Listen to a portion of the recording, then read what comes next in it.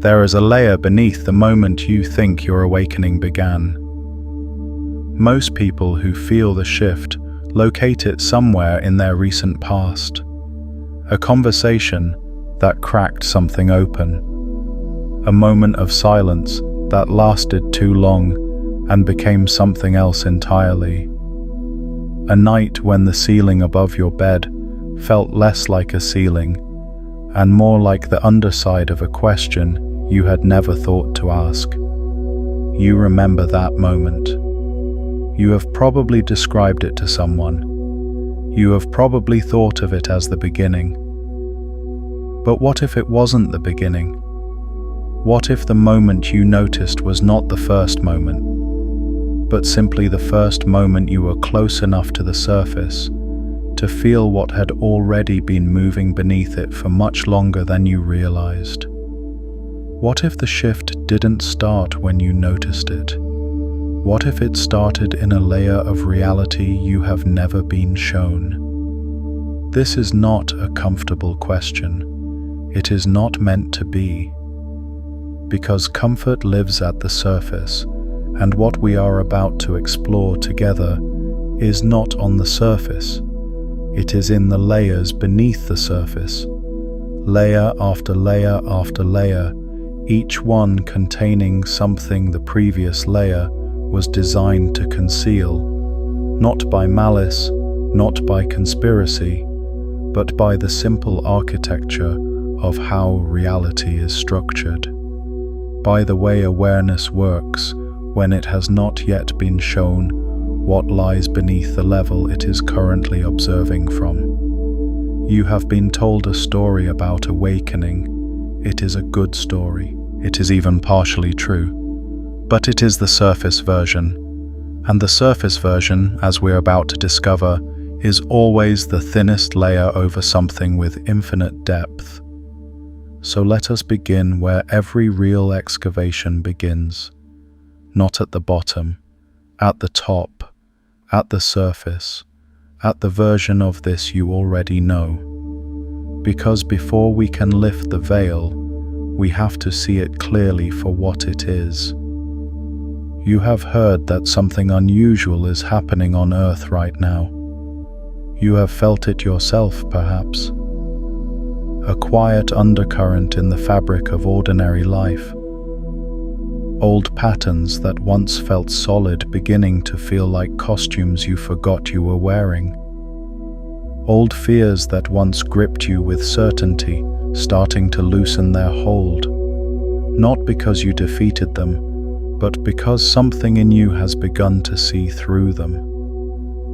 A knowing that rises from somewhere below the mind, below the place where thoughts are formed, from a depth you cannot quite locate, but can no longer pretend isn't there. This is the surface description of awakening. And it is real. Everything in that description is pointing at something genuine, but it is pointing at it from the outside, from the surface. It is describing the visible edge of something that extends much, much deeper than the description reaches. The surface version of awakening tells you that you are waking up, that your frequency is shifting, that you are becoming more aware, more sensitive, more attuned to something larger than the ordinary life you were living before. And all of that is true, but it is the outermost layer of the truth, the layer that is visible from where most people are standing when they first begin to feel the shift. Here is what the surface version does not tell you. The shift did not begin when you felt it. The shift began in a layer of reality that exists beneath your felt experience, beneath your awareness of it, beneath even the capacity of your ordinary perception to detect. And the reason you are only now beginning to feel it is not that it only recently started. It is that your awareness has only recently descended deep enough into the structure of your own consciousness to reach the layer where it was already happening. This is the first hidden layer. And once you see it, the surface version of awakening changes its meaning entirely. Let us go beneath the surface now. Carefully, precisely. The way an archaeologist moves through layers of earth, not with force, but with attention. Because what we are uncovering here is not fragile. It is ancient, and it has been waiting. Quantum mechanics discovered something in the early 20th century that should have permanently altered humanity's understanding of reality. It did not, because most people received the surface version of what was found and stopped there. But the discovery itself, the actual finding beneath the surface explanation, was this: matter is not what it appears to be. At the surface level, matter looks solid, continuous, fixed. You press your hand against a table, and the table resists. It feels real in the way we have always agreed real should feel: hard, present, immovable. This is the surface of matter. And for most of human history, this surface was accepted as the full truth. The table is solid. The world is solid. Reality is a collection of solid things interacting with each other in predictable ways. Then physics looked beneath the surface, and what it found there was not more solid matter. What it found was almost entirely empty space, punctuated by probability fields. Not particles sitting in fixed locations, but waves of possibility collapsing into specific positions only when they were observed. Not a fixed, solid world beneath the solid-looking surface, but a shimmering, probabilistic, responsive field of potential that only resolves into definite form when awareness engages with it. Peel back the surface of matter, and you find that matter is mostly not there. Peel back the surface of the particle, and you find a wave of probability, a range of possible positions, possible states, possible configurations, all existing simultaneously until the moment of observation, at which point one possibility becomes the one that registers as real. This is not philosophy. This is not metaphor. This is what quantum mechanics measured, replicated, and verified across thousands of experiments over more than a century. The surface of matter conceals a quantum depth that operates by completely different rules than the surface suggests. And those rules are not random. They are precise. They are mathematical. And they reveal something about the relationship between consciousness and reality that the surface version of physics spent decades trying to explain away. Because here is what the equations kept pointing toward, what the experiments kept demonstrating, what the physicists who looked most carefully at the data kept being forced to confront. The quantum field does not behave the same way when it is being observed as it does when it is not. The act of measurement, of awareness engaging with the field, changes what the field does. The observer is not separate from the system being observed. The observer is entangled with it. This is where the veil lifts. If the deepest layer of physical reality that science has yet reached is a field of probability that responds to observation, that collapses from infinite possibility into specific actuality in the presence of awareness. Then what does that tell us about the relationship between consciousness and the world it perceives? It tells us that consciousness is not a passenger in a pre-existing reality. It tells us that consciousness is a participant in the ongoing creation of what registers as real. It tells us that beneath the surface of the solid, fixed, agreed-upon world, there is a quantum depth where reality is not yet decided, where it exists as potential, as possibility, as a field of infinite configurations, waiting for the frequency of awareness that will call one of them into form. But there is a layer beneath even that, because quantum mechanics, extraordinary as it is still a surface. It is the deepest surface that modern scientific instruments have yet reached. And beneath it, in the territory that instruments cannot yet measure, but that awareness itself can navigate, there is something that ancient wisdom traditions mapped thousands of years before particle accelerators existed. Consider for a moment what it means that the instruments of science can only measure what they are designed to interact with. A thermometer tells you temperature. A spectrometer tells you wavelength. A particle detector tells you where a particle registered its presence. But the instrument is always the outer boundary of what that particular mode of investigation can reach. The instrument is always the surface, and what lies beneath the instrument's capacity to detect is not therefore non-existent. It is simply in a layer that requires a different kind of instrument to perceive. The ancient traditions understood this.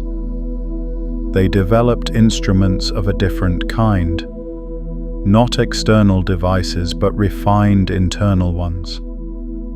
The trained attention, the disciplined awareness, the consciousness that has been polished through sustained practice until it can perceive layers of reality that ordinary, undisciplined attention slides over without registering. This is not mysticism in the vague sense. This is precision of a different order.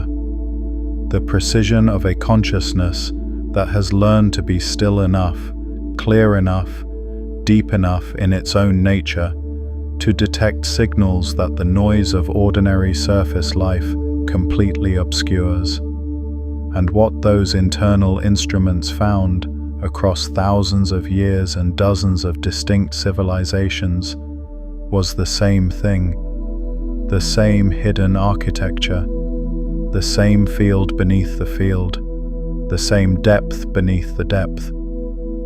If this transmission is reaching you at a layer you recognize, if it is confirming something you have long sensed beneath the surface of ordinary life, take a moment to like this video and subscribe so we can keep going deeper together. Let us go there now. Every major wisdom tradition in human history has described the same fundamental structure beneath the surface of visible reality. The names differ, the cosmologies differ, the cultural frameworks differ, but the map is the same.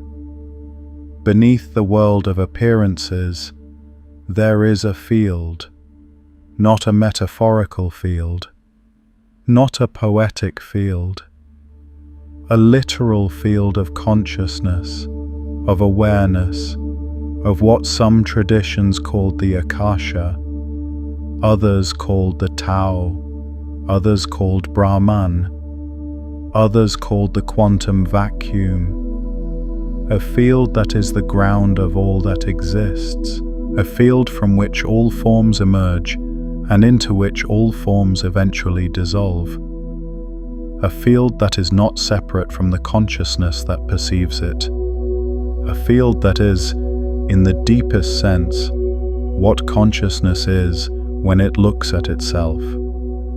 The Vedic traditions of ancient India describe this field as Sat Chit Ananda, pure being, pure awareness, pure bliss. Not three separate qualities, but three faces of the same underlying reality. The being that is also awareness. The awareness that is also being. Both of them characterized by a quality of completeness that the Sanskrit word ananda points toward. A fullness that is not an emotion, but a nature. Not something you feel in response to pleasant circumstances. Something you are when the layers of circumstantial response have been set aside, and what remains is simply the fact of awareness itself, resting in its own nature. The Taoist traditions of ancient China described it as the Tao that cannot be named, the ground of existence that precedes all distinction, all separation, all the apparent differences between things, the Tao that gives rise to the 10,000 things while remaining itself unchanged, the depth beneath all surfaces, the river beneath all rivers, the silence within which all sounds arise and into which all sounds dissolve without ever disturbing the silence itself. The Hermetic traditions of ancient Egypt and Greece described it as the All, the infinite mind within which the entire universe exists as a thought, as within, so without, as above, so below. The macrocosm and the microcosm as reflections of the same underlying structure, the same hidden architecture, the same field of consciousness expressing itself at different scales. Not a metaphor for spiritual comfort. A precise description of the topology of reality, the way the same pattern repeats at every level of magnification, from the structure of a galaxy to the structure of an atom to the structure of a thought, and the traditions that spoke of what we might now call multi-dimensional beings. The ancient astronomers and sky watchers who mapped not just the movements of stars, but the invisible influences those movements carried. These traditions described something that modern language has not yet found adequate words for. The idea that consciousness is not confined to the physical dimension. That awareness exists at multiple levels of density simultaneously. That what we call a person is actually a multidimensional field of consciousness, most of which is operating in layers of reality that the ordinary surface mind cannot perceive. This is the ancient map of hidden layers, and it is extraordinarily precise, not vague, not poetic, precise. The traditions that preserved this knowledge were not speaking in metaphor when they described the structure of consciousness. They were reporting what they found when they looked beneath the surface, when they turned awareness upon itself and followed it down through the layers until they reached the ground. And what they found, layer by layer, is what quantum mechanics is now beginning to find from the other direction. From the outside in, rather than the inside out. The same hidden structure, the same field of infinite potential beneath the surface of fixed appearances, the same entanglement of consciousness and reality, the same discovery that what looks solid from the surface is, at depth, something else entirely. But there is still a layer beneath that, Because knowing about the hidden layers is not the same as perceiving from within them. And this is where everything we have uncovered so far becomes not just interesting, but directly relevant to what is happening to you right now, to what has been happening to you, in the layer beneath the moment you first noticed it. There is a concept that certain wisdom traditions and certain frameworks for understanding multidimensional consciousness describe as frequency recognition. The idea is this: consciousness does not perceive reality in a single mode. It perceives reality from a frequency, from a specific band of awareness that determines what can and cannot register as real from that vantage point. Think of it this way: a radio receiver picks up signals that exist within its tunable range. Signals outside that range are not absent. They are not non-existent. They are simply not detectable from that receiver's current configuration. The signal is there. The receiver is not yet tuned to the frequency at which the signal is broadcasting. Most human consciousness, for most of recorded history, has been operating within a specific frequency band. The traditions call it different things: the density of the third dimension, the veil of Maya, the dream of separation, the consensus trance. Modern psychology has its own language for it: the default mode network, the ego structure, the narrative self. But they are all pointing at the same thing: a configuration of awareness that is real, that is functional, that is in many ways extraordinary. And that is also a surface, a specific layer of reality that, when taken as the totality of what exists, conceals everything beneath it. Within this frequency band, certain things are visible and certain things are not. The visible things: physical objects, social structures, personal histories, the narrative of a self moving through time. The invisible things: the quantum field beneath matter, the consciousness field beneath the quantum field, the multidimensional nature of awareness itself, the connections between beings that exist below the level of ordinary perception, the deeper currents of meaning and purpose that run through events like underground rivers beneath the visible surface of what happens. Now here is what frequency recognition means. When consciousness begins to shift, when awareness starts to expand beyond the frequency band it has been operating within, it does not just perceive more of what it was already seeing. It begins to perceive from a different layer. And from that different layer, reality looks different. Not slightly different, fundamentally different. Because you are not just seeing more of the surface, you are beginning to see beneath the surface for the first time.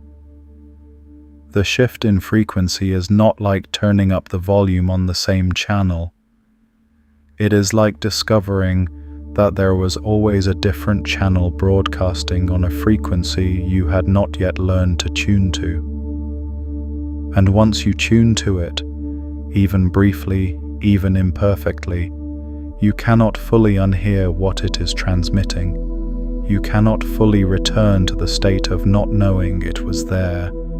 The surface has been disturbed. The veil has developed a transparency it did not previously have. And through that transparency, however faint and intermittent at first, the deeper layer begins to be perceptible. This is the mechanism of awakening at the level of consciousness architecture. not a spiritual event that happens to a few special people. A structural shift in the configuration of awareness that becomes possible when the conditions for it are met, when the accumulated history of a consciousness has reached the threshold at which the next layer becomes accessible, when the wave has become still enough, deep enough, clear enough in its own nature to begin to feel the ocean moving through it.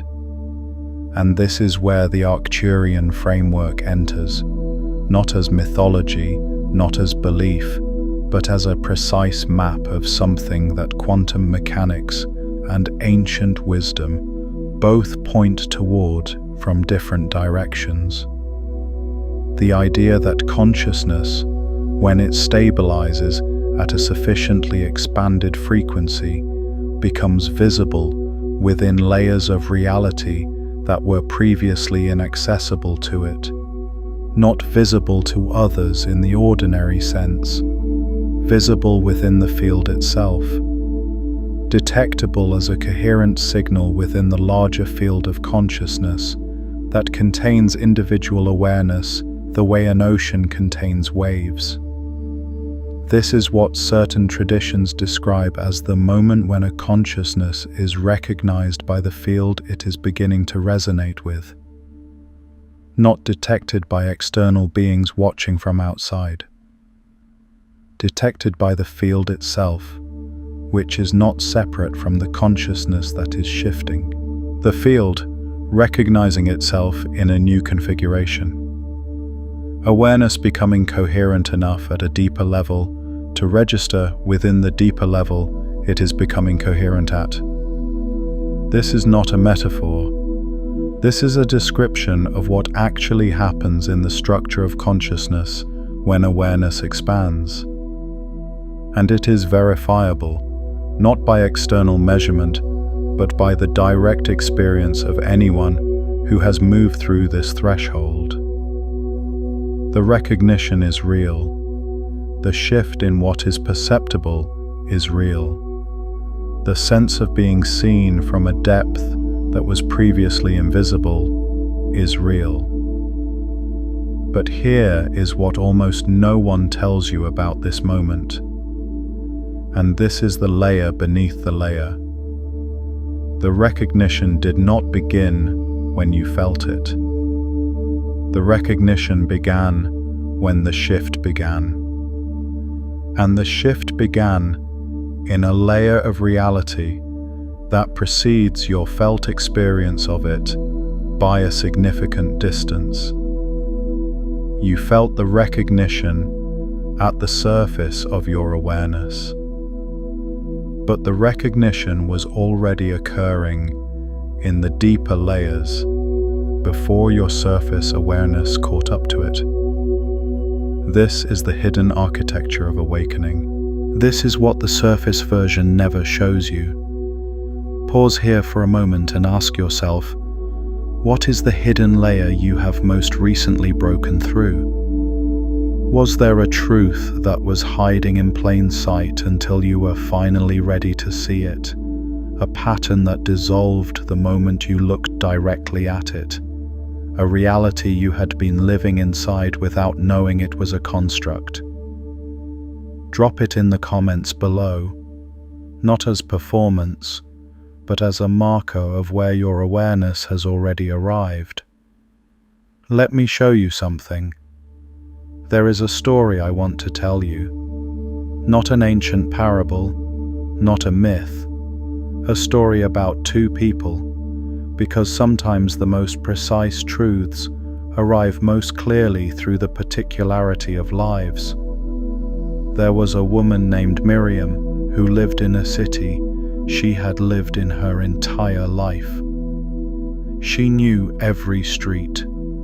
She knew the light at different times of day, the way the morning came through certain windows, the sound the particular neighborhood made at night. She was not unhappy. She was not lost. She was, by any reasonable measure, someone who had figured out how to live. She had a career that used her considerable intelligence. She had relationships that were genuine. She had a life that worked. And then, over the course of what felt like a few months, things began to change. It was not dramatic. That is the first thing to understand. It was not a crisis. It was not a breakdown. It was subtler than that, and in some ways more disorienting, because there was nothing she could point to as the cause. The city she had always lived in began to feel slightly foreign. Not the streets, not the buildings, those were the same. But something about the texture of ordinary life began to feel like a surface she was pressing against from the wrong side. Like she was standing just behind the glass of her own existence, watching herself move through it with a new kind of distance. Old conversations that had always felt satisfying began to feel hollow. Not because the people she was talking to had changed, because something in her had shifted, and from the new position of that shift, the conversations were landing at a different depth, or rather, not landing at depth at all, skating along the surface of what could be said between two people who were both, by unspoken agreement, staying in the shallow water. She began waking at unusual hours, not with anxiety, with alertness, as if something in her was listening for something she had not yet identified. She began noticing things she had always walked past without seeing.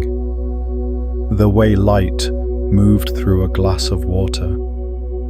The particular quality of silence in a room just before someone speaks.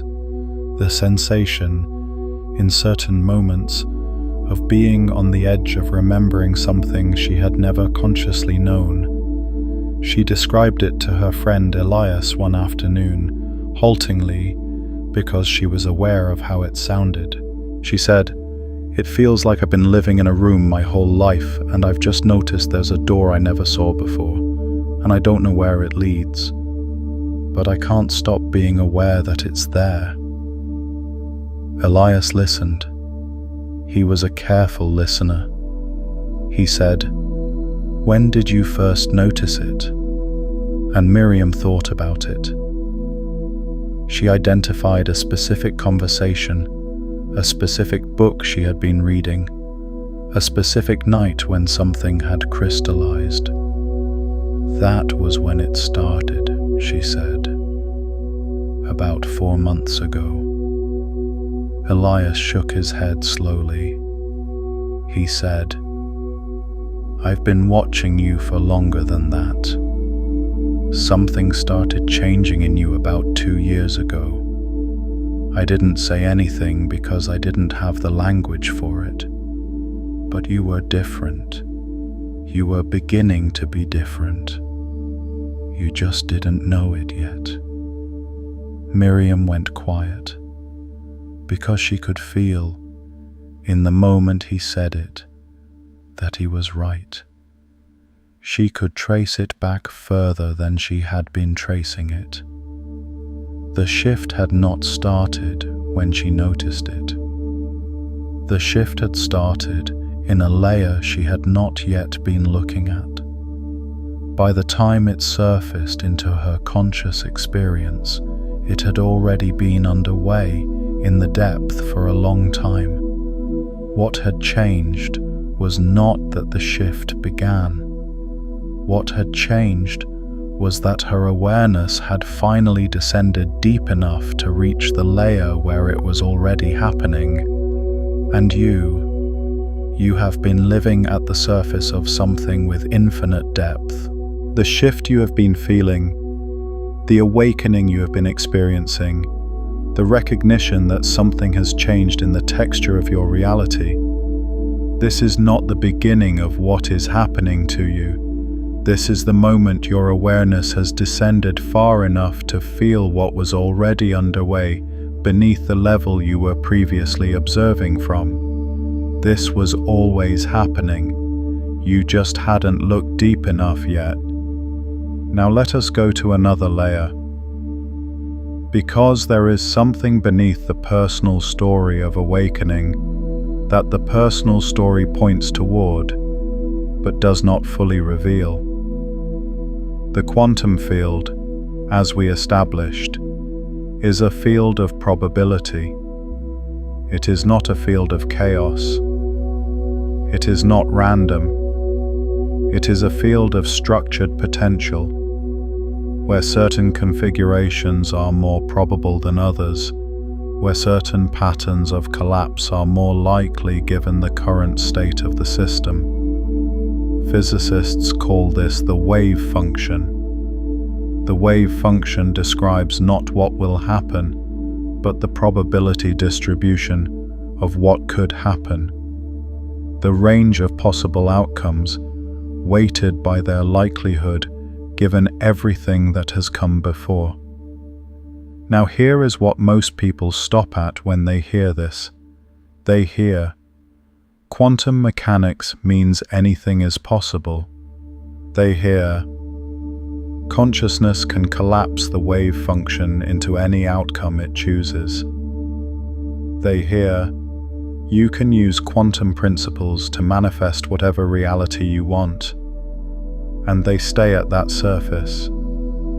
Because it sounds empowering, because it feels like a practical application of a deep truth. But there is a layer beneath that. The wave function is not equally weighted across all possibilities. The probability distribution is not flat. Some outcomes are vastly more probable than others, given the current state of the system. And the current state of the system is not just determined by what you are thinking right now, by what you are choosing right now, by what you are intending right now. The current state of the system is determined by the entire history of the system, by every previous collapse, every previous configuration, every previous moment in which possibility became actuality, and actuality shaped the probability distribution of what came next. In other words, the present moment of possibility is always built on the accumulated structure of every moment that preceded it. The quantum field is not a blank slate that resets with every new intention. It is a field with a history, a field whose current probability distribution is the result of everything that has already happened within it. Now, apply this to consciousness. Your current state of awareness, the frequency from which you are currently perceiving reality, is not determined only by what you are choosing to think or believe right now. It is determined by the entire accumulated history of your consciousness. Every experience, every pattern, every moment of contraction or expansion, every layer of conditioning that was laid down before you had the awareness to notice it being laid down. All of that is encoded in the current probability distribution of your awareness. All of that is shaping what is and is not likely to collapse into your field of perception in any given moment. This is the layer beneath the surface version of awakening. The surface version says, shift your frequency and your reality will change. And that is true. But the layer beneath it says, the frequency you are shifting from is itself the result of a history that goes deeper than your personal timeline, deeper than your individual life, deeper than your conscious memory. The ancient traditions were precise about this. The Vedic concept of karma is not at its deepest layer, a moral accounting system. It is a description of the accumulated probability structure of consciousness, the way every previous configuration of awareness shapes the probability distribution of what configurations are accessible next. It is a description of the wave function of consciousness across time. The present moment of possibility is always built on the accumulated structure of everything that came before. And this is why the Arcturian framework and every serious wisdom tradition emphasizes not just awakening, but stabilization. Not just the glimpse of a deeper layer, but the sustained ability to perceive from it. Because the probability distribution of your consciousness does not permanently shift the moment you have a peak experience of expanded awareness. It shifts gradually as the new frequency is stabilized, practiced, embodied. As the new configuration accumulates its own history and begins to reshape the probability distribution of what is accessible next. This is the real work of awakening, not the dramatic moment of recognition, not the peak experience of expanded perception. The sustained, patient, precise practice of stabilizing awareness at a deeper layer than the one you were previously operating from, until that deeper layer becomes the new surface and you are ready to look beneath it again. But there is still a layer beneath that. Let us go there now, because this is where the transmission becomes something other than information. This is where it becomes an invitation into direct experience. Beneath the personal history of your consciousness, beneath the accumulated probability structure of your individual awareness, there is a layer that is not personal at all. This is the layer that the ancient traditions were pointing toward when they spoke of the self that is not the self, the awareness that is not the awareness of a particular person, but the awareness that is the ground within which all particular awarenesses arise.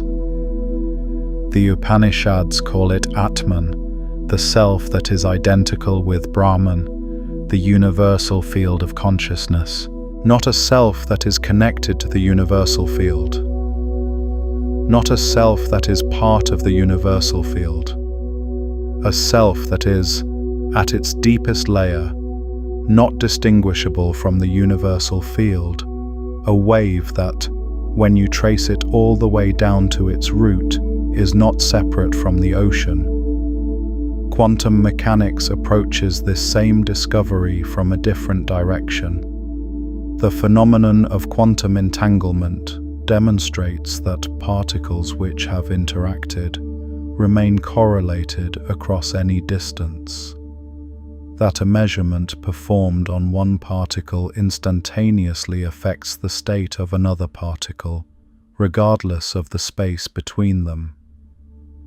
This is not a theoretical prediction. It is an experimentally verified fact. The particles are not communicating. They are not sending signals across the distance. They are correlated at a level that is beneath the level at which space exists as a separator. They are entangled at the level of the field, at the level beneath the level where they appear to be separate. Now extend this principle to consciousness. If the deepest layer of physical reality is a field within which apparent separations are not fundamental but emergent, if what looks like distance and distinction at the surface level is, at the quantum level, a field of entanglement and correlation, then what does this suggest about the apparent separation between individual awarenesses? What if the experience of being a separate self a bounded individual consciousness looking out at a world of other separate things, is itself a surface? What if it is the outermost layer of a consciousness that, at its deeper layers, is not bounded, not separate, not individual in the way the surface experience suggests? What if the sense of separation is real at the surface level? Real in the way that the solidity of matter is real at the surface level, and simultaneously not fundamental, real as an appearance, real as a functional configuration, but not the final truth about what consciousness is when you trace it all the way down. This is what every mystical tradition in human history has reported from the inside. The direct experience of the dissolution of apparent separation at the deepest layer of awareness, not the philosophical conclusion that separation is illusory, the direct perception from within the deepest accessible layer of consciousness that what appeared to be the boundary between self and world, between individual and field, is not a wall, but a membrane, and that the membrane is permeable, and that on the other side of it, or rather beneath it, there is something that is both you and not you, something that is the ground of what you are, the depth beneath the surface of what you experience as yourself. This is the layer that the frequency of awakening is moving toward. This is what the shift is a shift toward, not toward more information, not toward more experiences, toward the direct perception of the layer of your own consciousness that has never been separate from the field, that has always been entangled at the quantum level of awareness with everything that exists.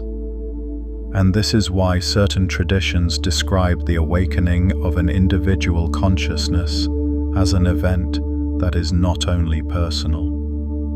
Because at the deepest layer, there is no purely personal event. Every shift in the configuration of one wave is a shift in the ocean that contains it. Every consciousness that stabilizes at a deeper layer of awareness changes the probability distribution of the field within which all consciousness exists. This is not mystical speculation. This is the logical extension of what quantum entanglement demonstrates at the level of matter.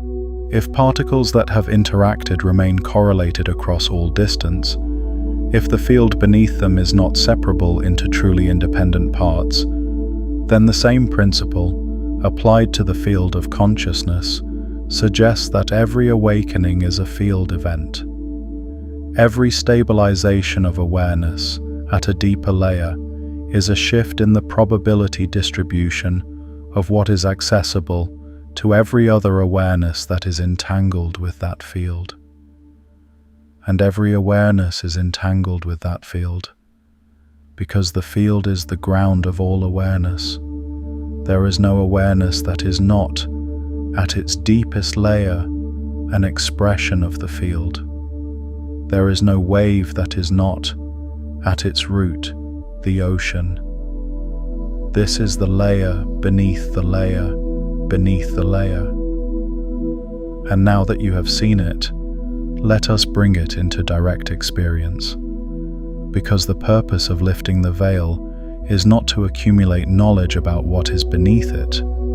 The purpose is to actually see beneath it, to shift the vantage point of your awareness from the surface to the depth, even briefly, even imperfectly.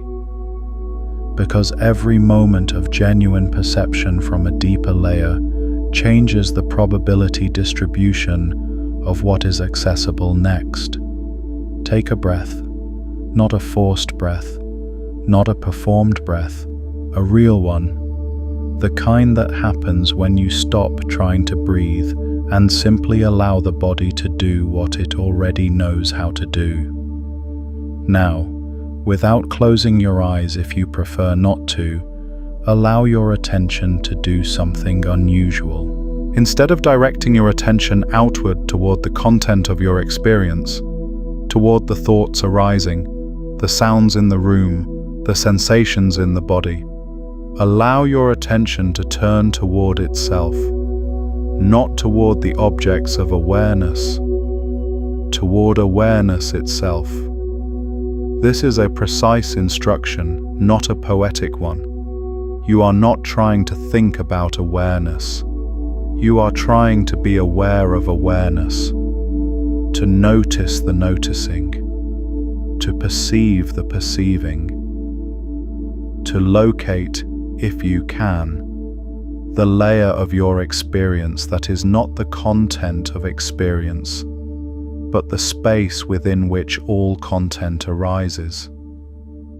This is what the traditions call the witness, the observer, the sakshi, not the self that is observed, not the thoughts, the emotions, the sensations, the stories, the awareness that is watching all of those things arise and pass, the awareness that was present before the first thought of this session arose, the awareness that will be present after the last thought of this session passes, the awareness that is present in the gaps between thoughts, in the silence beneath the noise, in the depth beneath the surface of your experience.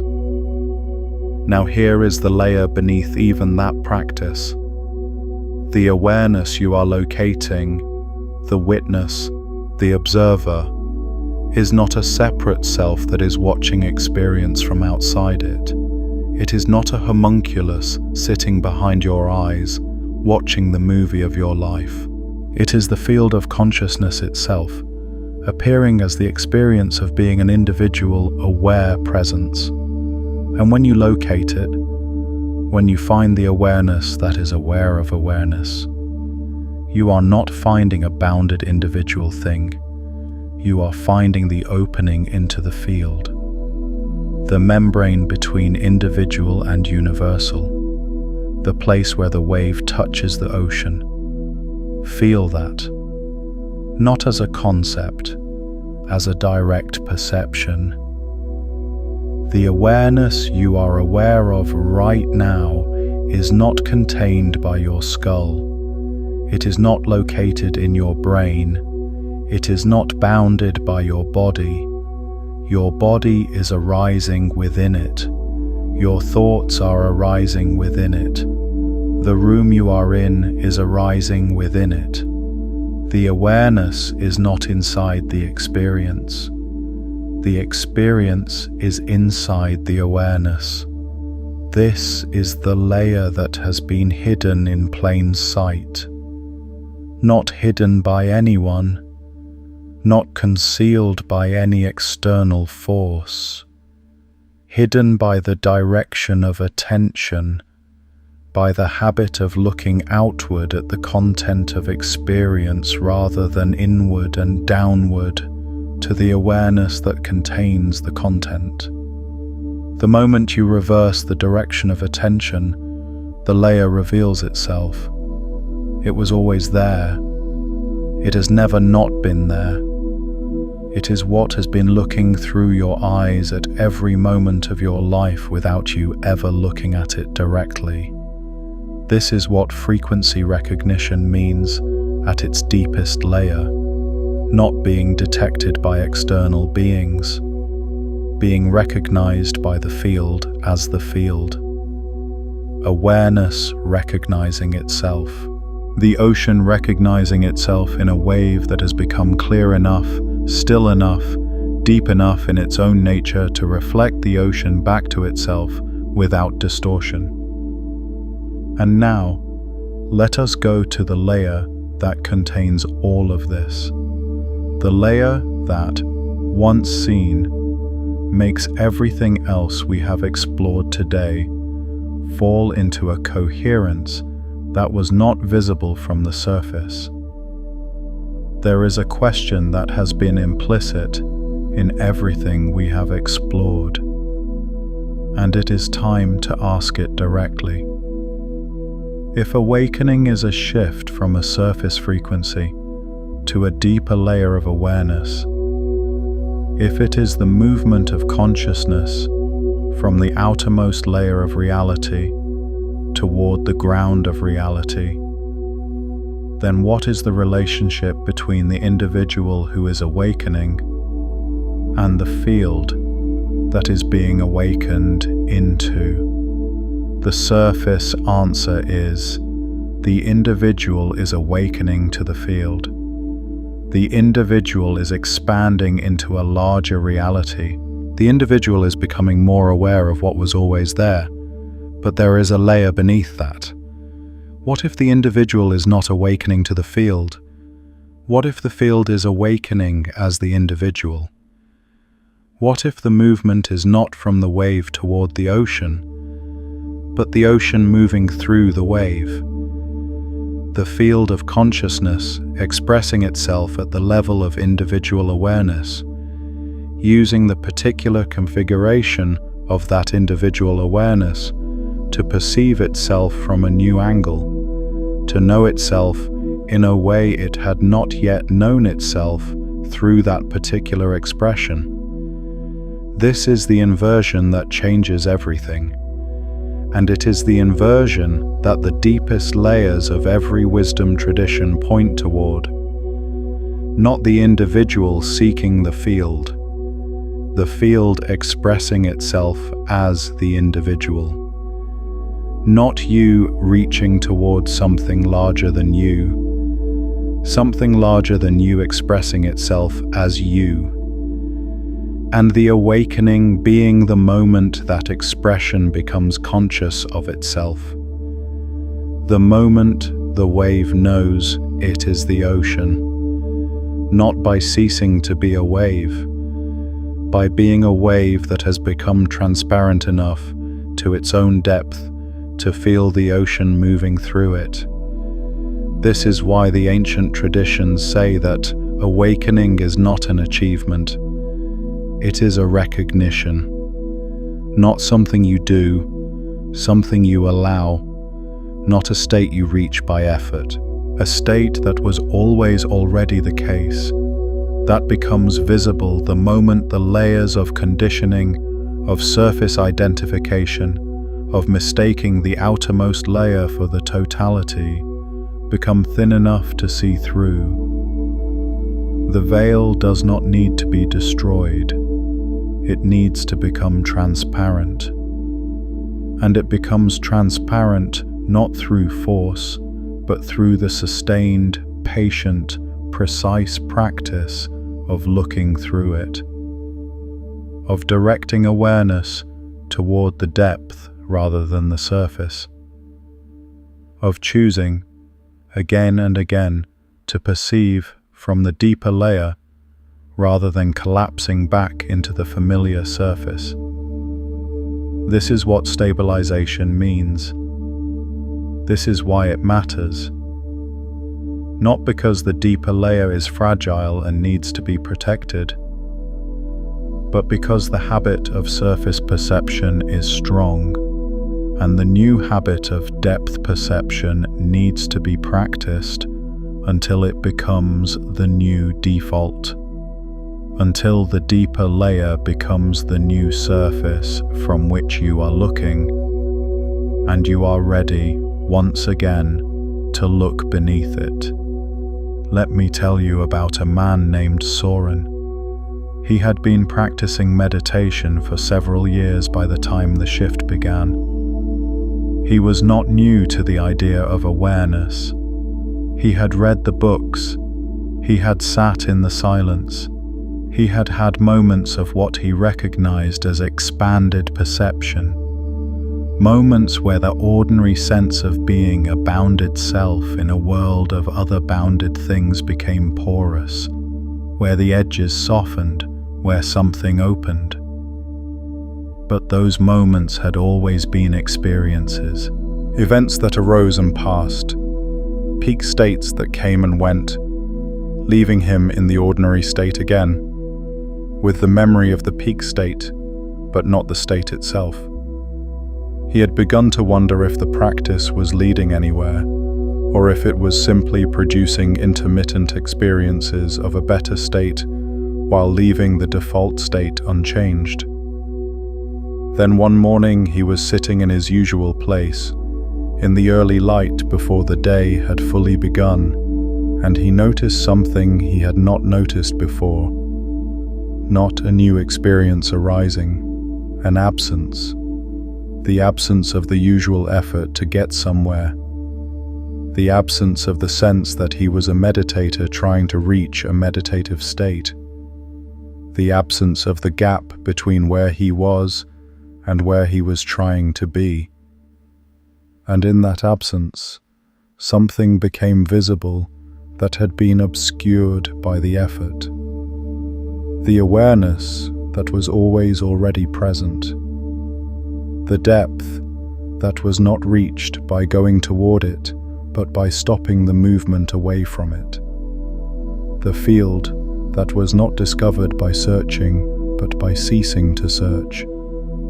By becoming still enough that the stillness that was always beneath the searching became perceptible. He did not feel enlightened. He did not feel like he had arrived. He felt more precisely like he had stopped being lost, like he had always been in the right place and had simply been moving too fast to notice it, like the depth he had been seeking was not somewhere he needed to travel to, but something he needed to stop traveling away from. He sat in that for a long time, and when the day began, when the thoughts returned, when the obligations of the ordinary life reasserted themselves, something was different. Not that the depth was gone, that the depth was now visible beneath the surface of the ordinary, that the field was perceptible beneath the content of the day, that the awareness was recognizable beneath the thoughts, not as a peak experience, as a layer, a permanent layer that had always been there and was now simply visible in a way it had not been before. This is stabilization. This is the lighthouse in the storm, not the absence of the storm. The presence of the light that remains steady within it, not the elimination of the surface, the transparency of the surface to the depth beneath it. And Soren understood, in that period, something that he had not understood from the books or the teachings alone. He understood that the shift had not begun when he sat down to meditate that morning. It had not begun when he started his practice years earlier. The shift had been underway in the depth of his consciousness long before his surface awareness caught up to it. The morning of recognition was not the morning of beginning. It was the morning that the surface became thin enough to see through. The morning that the layer he had been living at became transparent to the layer beneath it. Everything before that morning had been preparation, not failed attempts at something he hadn't yet achieved. Preparation. The gradual thinning of the veil. The gradual deepening of awareness toward the layer where recognition becomes possible. The accumulated history of the wave, learning to be still enough to feel the ocean. And you are in this same process, right now, not approaching it, in it. The awareness that is reading these words, that is following this transmission, that is feeling whatever is shifting in you as these layers are revealed, that awareness is not separate from the field we have been describing. It is the field, expressing itself as you, moving through the layer of your individual consciousness toward the recognition of its own depth.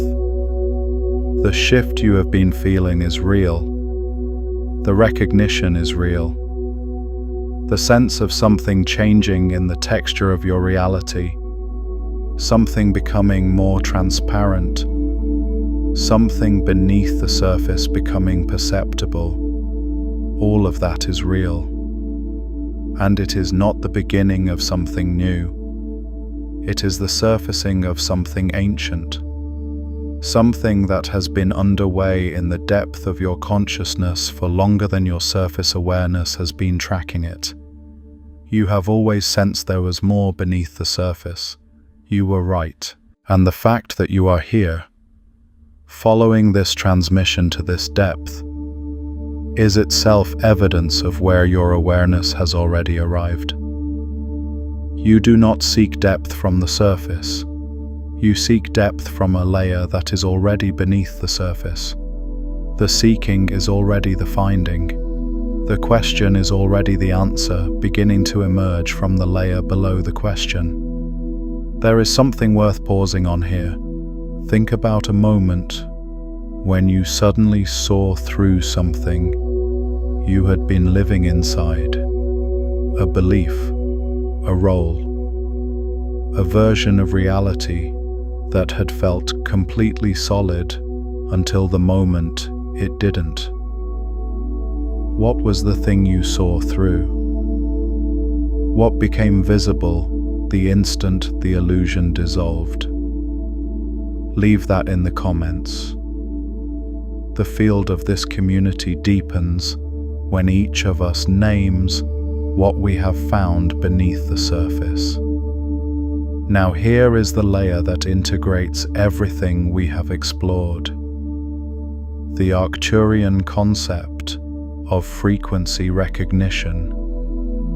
The idea that consciousness, when it stabilizes at an expanded frequency, becomes detectable within higher dimensional layers of the field, is not a description of being watched by external beings. It is a description of the field recognizing itself, of the ocean becoming aware of itself through a wave that has become sufficiently still and clear to reflect the ocean accurately. And this recognition is not passive. It is not simply a matter of being seen. It is a matter of becoming a node of coherence within the field. A point within the probability distribution of collective consciousness where a higher configuration has stabilized, and where that stabilization influences the probability distribution of what configurations are accessible to every other point in the field that is entangled with it, which is every other point in the field. Because the field is not divisible into truly separate parts. Every wave is entangled with every other wave through the ocean that contains them all. This is why the awakening of individual consciousness matters beyond the individual. This is why the stabilization of your awareness at a deeper layer is not a private achievement.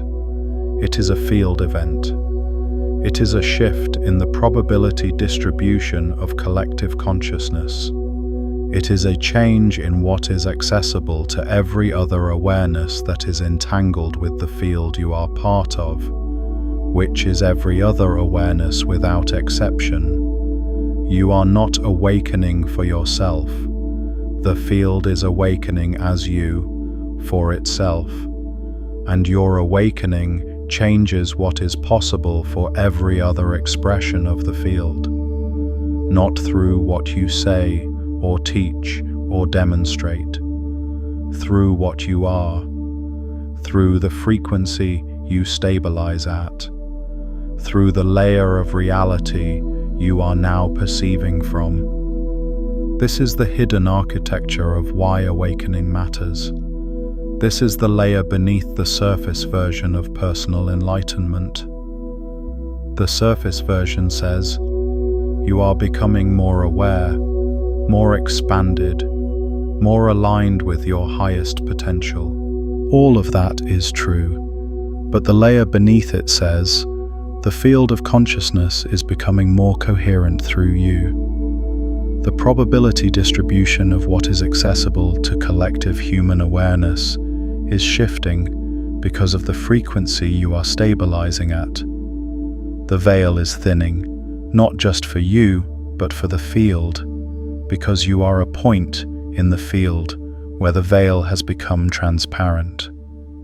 And every transmission like this one, every moment when awareness is invited to look beneath the surface, when the direction of attention is reversed from outward to inward and downward, when the depth beneath the ordinary is made perceptible, is a field event.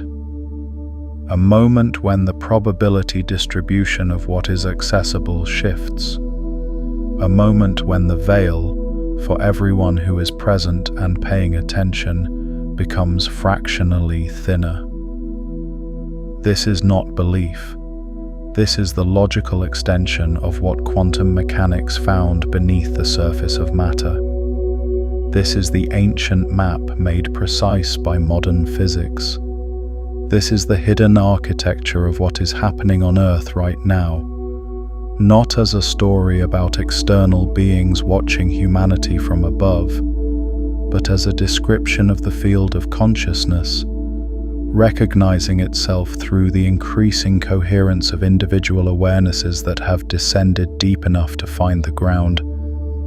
There is something I want to leave with you, not as a conclusion, because this transmission does not conclude.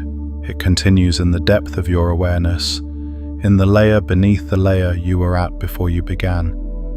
What has been revealed cannot be rehidden. The layer you have seen is now part of your perceptual landscape.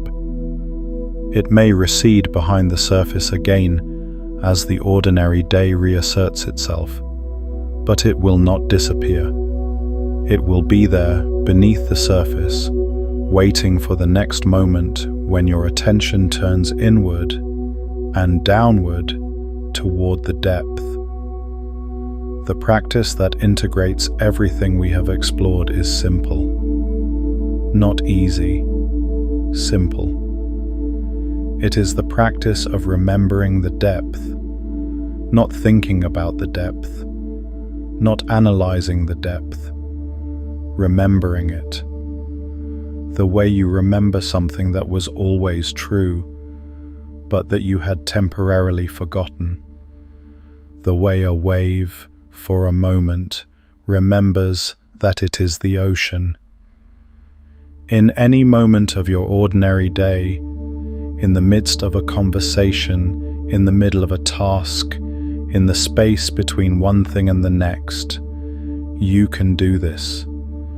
You can allow your attention to turn, briefly, from the content of the moment to the awareness that contains the content. You can notice the noticing. You can feel the field beneath the surface of whatever is happening. You can remember, for a moment, that what you are looking at is the surface, and that beneath it there is a depth that is always present, always accessible, always the ground of whatever appears on top of it. This is not a meditation practice in the formal sense. It is a perceptual practice, a practice of seeing through the surface to the depth, a practice of living not only at the layer of appearances, but from the layer of awareness that contains appearances. A practice of being, in any given moment, slightly more transparent to your own depth than you were in the moment before. And as this practice accumulates, as the new direction of attention becomes habitual, as the depth becomes the new default, rather than the exception, the probability distribution of your consciousness shifts. The wave function of your awareness reorganizes around a deeper configuration. The layer you are perceiving from descends. And what was the deepest accessible layer becomes the new surface, and you are ready to look beneath it again. This is the spiral. This is the path. Not a straight line from surface to depth, from ignorance to enlightenment, from the ordinary to the extraordinary. A spiral that descends through layer after layer, each layer revealing what the previous layer concealed, each revelation becoming the new surface from which the next descent begins. You are in this spiral. You have always been in this spiral.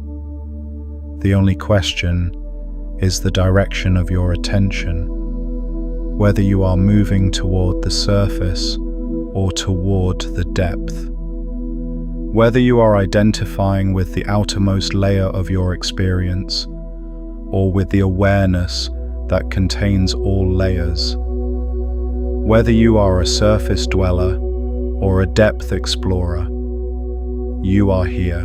That tells me something about where your attention has been pointing. The community that gathers in this space, the people who find their way to transmissions like this one, who feel the pull toward the depth, who sense that the surface version of reality is not the whole story. This community is itself a field event, a gathering of awarenesses that have, each in their own way, begun to descend beneath the surface, a collective whose very existence shifts the probability distribution of what is accessible to the larger field. If this transmission has taken you to a layer you had not previously reached, if something in you has shifted, even slightly, in the direction of the depth, then share that. Not to perform awakening, not to demonstrate spiritual credentials, but because sharing is a field event. Because when you articulate what you have seen beneath the surface, you make it more accessible to every other awareness that is entangled with the field you are part of. You thin the veil for someone else. You shift the probability distribution in the direction of coherence. Tell us in the space below, what layer did you reach? What shifted in the direction of your attention? What became visible that was not visible before you arrived here? Not because we are collecting data, because the articulation itself is part of the stabilization.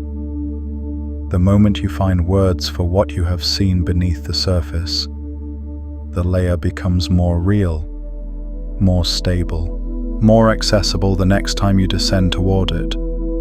And if this transmission has value, if the depth it reached is worth preserving, worth sharing, worth continuing, consider returning to it in a moment of genuine stillness, in the quiet of early morning or the silence before sleep, when the surface noise is lowest and these deeper layers are most accessible. And if someone in your life is sensing something beneath the surface but cannot yet name it, share this with them. That act of sharing is not small. It creates a shared depth between two consciousness fields, a resonance that makes the veil thinner for both simultaneously. What one wave sees clearly, the entangled wave begins to feel, because the veil thins most quickly when more awarenesses are looking through it simultaneously. Because the field of consciousness is not a competitive landscape where one person's awakening diminishes another's. It is a resonant field where every coherent signal strengthens every other coherent signal, where every wave that remembers the ocean makes it easier for every other wave to remember. The veil is thinner than you think. It has been thinning for longer than you knew. And now you can see through it, not just as an occasional peak experience, but as a perceptual capacity that is now part of your awareness. a layer that has been revealed and cannot be re-hidden. You are no longer perceiving only from the surface. You have descended. You have felt the depth. You have touched, even briefly, the layer beneath the layer beneath the layer. The awareness that is aware of awareness.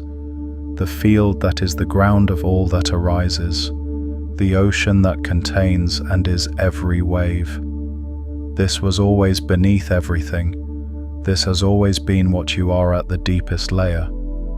The shift is not toward something new. The shift is toward the recognition of what has always been the case. What was always there, always present, always the ground beneath the surface of every moment you have ever lived. The Arcturian transmission, understood at its deepest layer, is not a message from outside. It is a message from the depth of the field to the surface of individual awareness, a signal from the ocean to the wave, a reminder from the ground of consciousness to the configuration of consciousness that is you, that the separation was always only a surface, that beneath it the entanglement was always complete, that the recognition was always already occurring, in the layer beneath the layer you were looking at. You have been found, not by something external, by the depth of your own nature, by the field recognizing itself through you, by the awareness that has always been looking through your eyes, finally being looked at directly. Welcome to what was always beneath everything, and now, because this is not a conclusion but a threshold, the question is not what you have seen. The question is what you do with the seeing, how you carry the depth into the surface of the ordinary day, how you remain in the midst of everything that pulls toward the surface, anchored in the awareness of the depth. How you become, not just occasionally but consistently, a point in the field where the veil is thin, where the depth is perceptible, where the ocean is visible through the wave. This is the integration, not a state to achieve, a direction to keep moving in.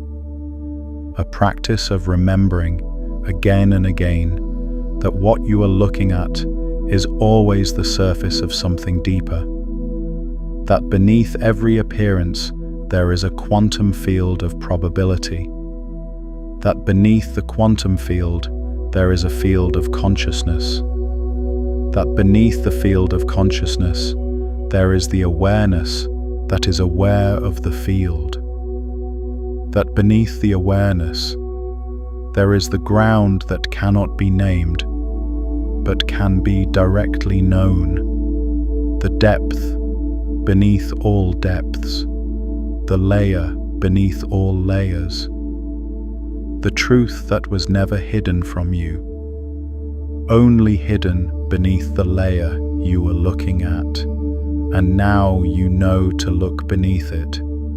The veil has lifted, not permanently, not finally, but genuinely. You have seen what is beneath it, and what has been seen cannot be unseen. What has been revealed cannot be re-hidden. The layer is now part of your perceptual landscape. The depth is now accessible in a way it was not before this transmission began. Go into the ordinary day with this, not as a belief to defend, not as a philosophy to explain, as a perception to live from, as a layer to inhabit, as the depth that is always beneath whatever surface you find yourself looking at. Always there, always waiting, always the ground beneath everything that appears to be standing on its own. You are a depth explorer now, not because of anything you achieved here, because of the direction your attention has been pointing, because of the layer you have descended to, because of the awareness that is now aware of itself in a way it was not when you arrived.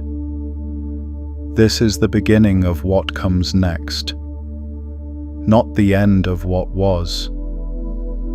The threshold between the layer you were at and the layer you are now able to perceive from. The membrane that has become transparent. The veil that has lifted. Stay in the depth. Return to it when the surface reasserts itself. Remember it when the ordinary makes forgetting easy, and know that every time you return to the depth, you shift the probability distribution of the field. Every time you remember the ocean, you make it easier for every other wave to remember. Every time you see through the surface becomes more transparent for everyone who is entangled with the field you are part of, which is everyone, without exception. Because the field is not divisible, the ocean is not divisible, the depth beneath all surfaces is not divided into your depth and someone else's depth. It is the depth, the one depth, the ground that is the ground of all, and you have touched it today. You have felt it. You have seen it, even if briefly, even if imperfectly, even if the words that were used to point toward it were always inadequate to the thing they were pointing at. The pointing was enough. The direction was enough. The descent was enough. You are here. The depth is here. The veil is thinner than you think, and now you can see through it.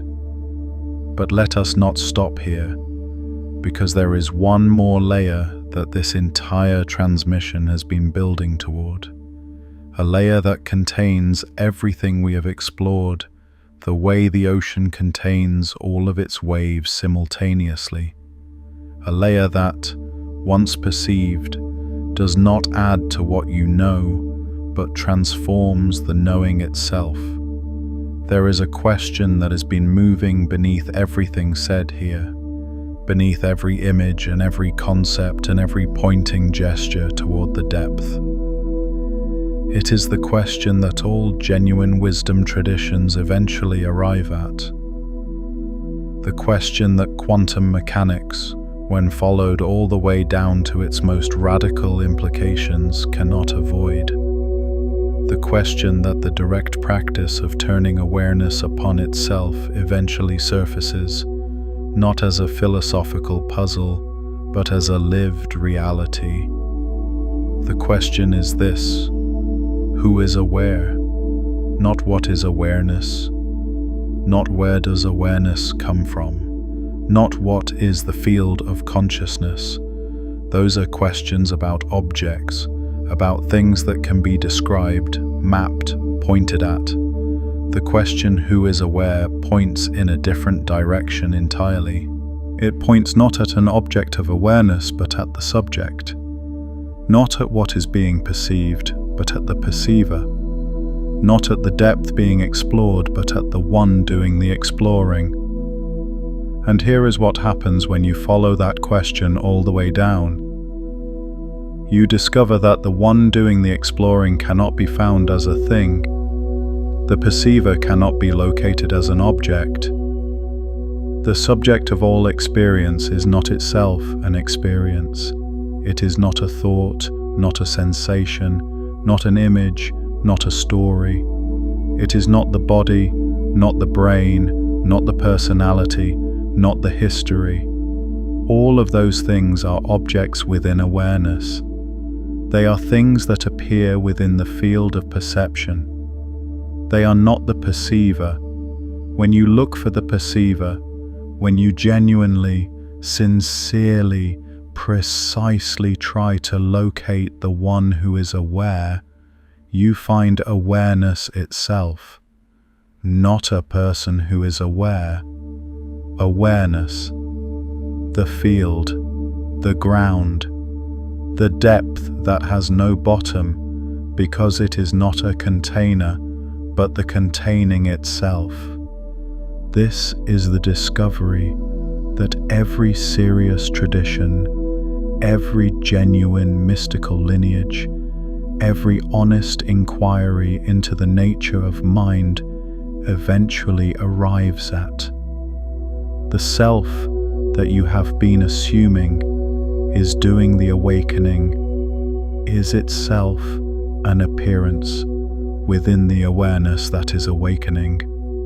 The one who has been seeking the depth is itself a wave, and the wave, when it looks for its own route, finds the ocean. There is no separate seeker who arrives at the field. The field is what is left when the seeker is seen through. The depth is what is revealed when the surface belief in a separate self becomes transparent.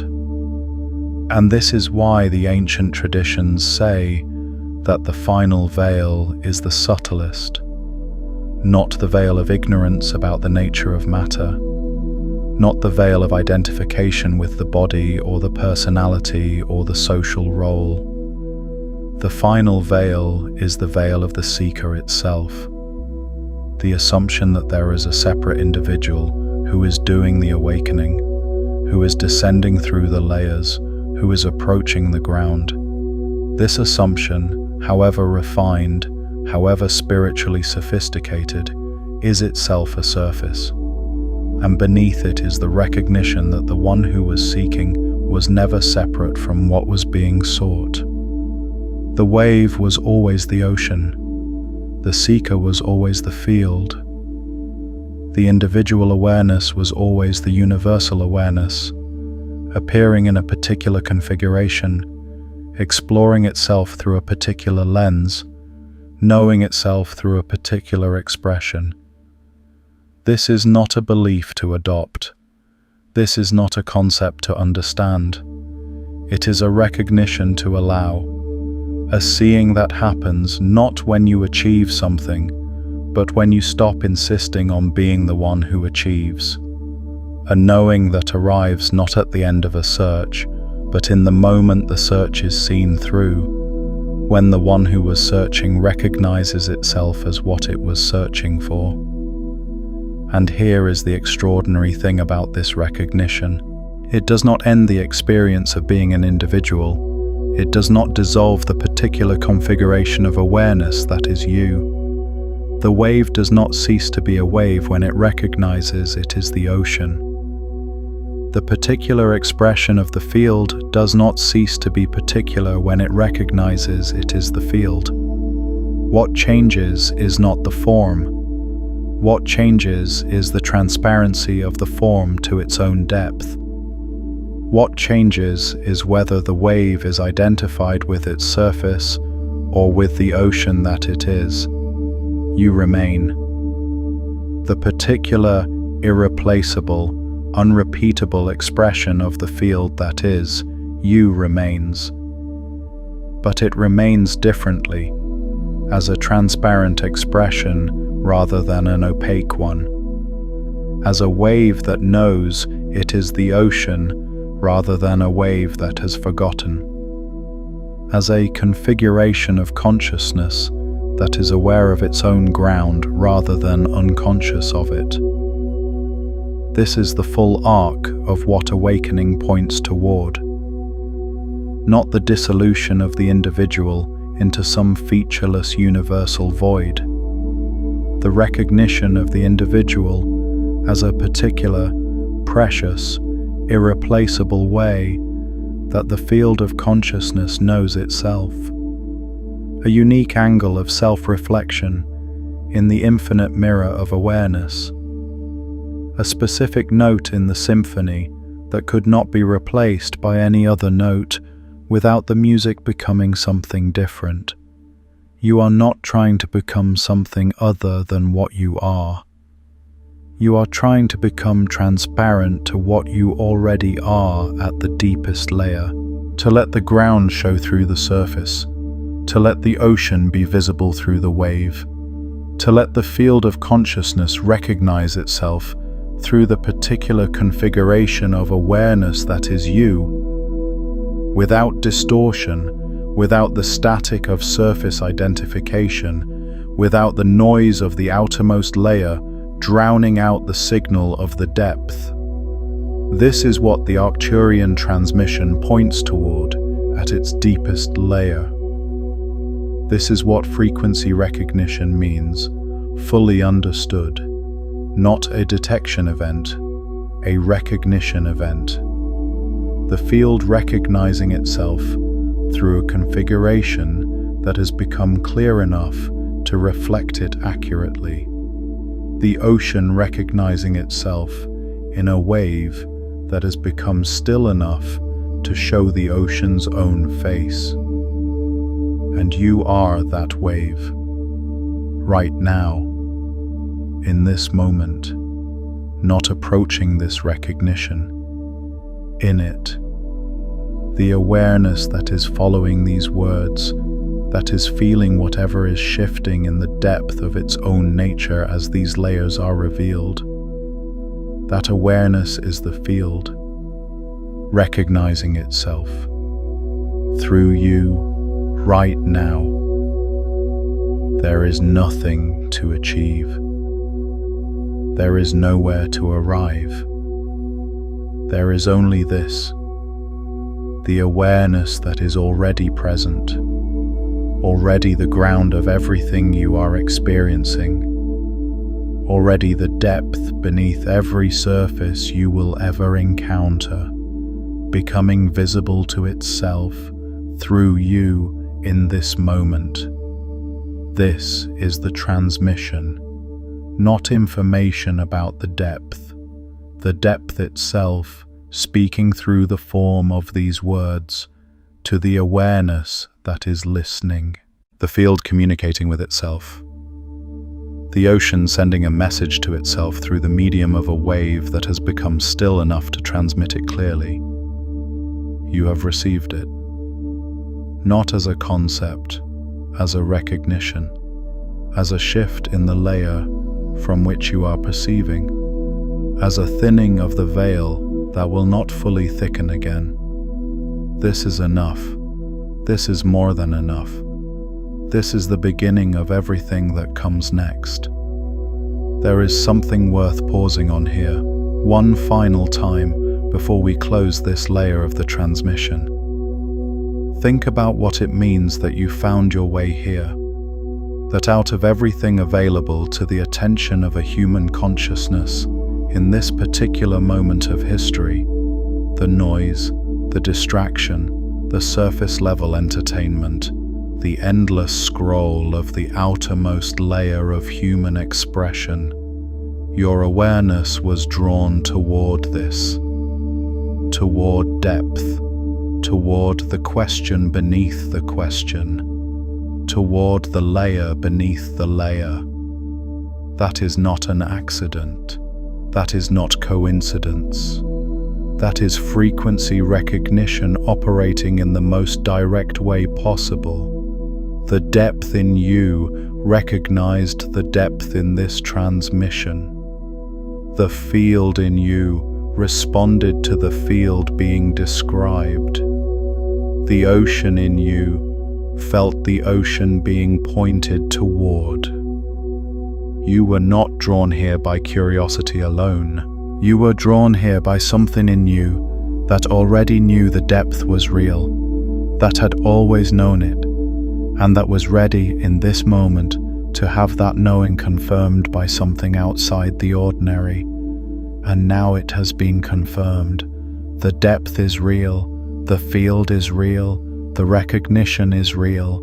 The shift that has been underway in the layer beneath your felt experience is real, and you are real, not just as a surface, not just as a configuration of matter and memory and personality, but as an expression of the field of consciousness itself.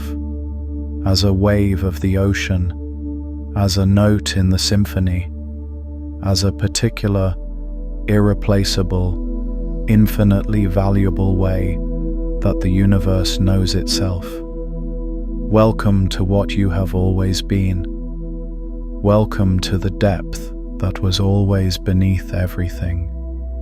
Welcome to the recognition that was always already occurring, in the layer beneath the layer you were looking at.